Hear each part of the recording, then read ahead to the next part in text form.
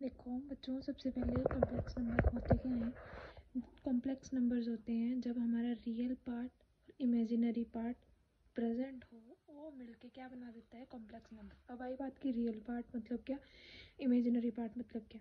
हमारे कुछ रूट्स होते हैं जिनको आइडेंटिफाई करना मुश्किल होता है क्योंकि वो नेगेटिव में प्रेजेंट होते हैं। तो हमने -1 के रूट की वैल्यू को आई के इक्वल कंसीडर कर देते हैं और उसको हम इमेजिनरी टर्म बोलते हैं। वो रियल में एग्जिस्ट नहीं करती, वो एक इमेजिनरी वैल्यू होती है।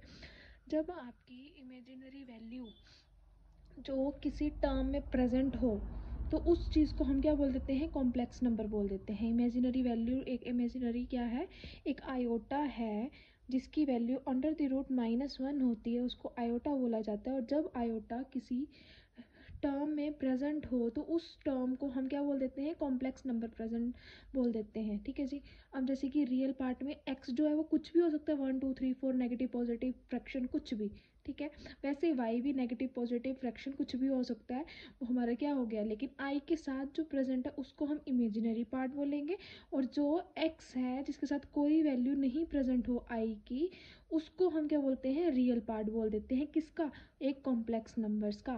देखो बच्चों, जैसे कि अगर आपको दिखे ना कि 1 जो है, अच्छा बताओ ज़रा 1 क्या एक कॉम्प्लेक्स नंबर है। हाँ जी, एक 1 कॉम्प्लेक्स नंबर हो सकता है क्योंकि हम इसमें क्या बोल सकते हैं कि 0 आयोटा प्रेजेंट है। ठीक है। तो इस चीज़ के अकॉर्डिंग हम क्या बोल सकते हैं कि हर नेचुरल नंबर या सिंपल फ्रैक्शन या रैशनल नंबर को हम कॉम्प्लेक्स नंबर कंसीडर कर सकते हैं प्लस आयोटा करके, 0 आयोटा करके। ठीक है जी। अगर आपको बोल दिया जाए कि दो कॉम्प्लेक्स नंबर्स इक्वल हैं, जैसे कि मान लो एक z है वो दूसरे z1 जो है वो z2 के इक्वल है। ठीक है जी। z1 की वैल्यू है x1 प्लस आयोटा y1, और x2 की z2 की वैल्यू है x1 plus iota y2, x2 plus iota y2।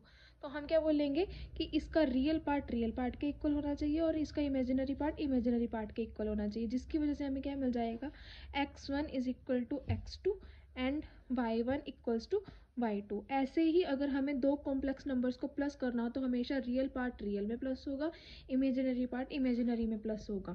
तो यही लिख रखा है कि अगर रियल पार्ट दे रखा है तो उसको क्या बोलेंगे, इक्वल बोलेंगे दो कॉम्प्लेक्स नंबर्स के भी। मतलब अगर एक कॉम्प्लेक्स नंबर है और दूसरा कॉम्प्लेक्स नंबर है तो हम उन दोनों को कंपेयर करके उसका रियल पार्ट के इक्वल बोलेंगे, इमेजिनरी पार्ट के इक्वल।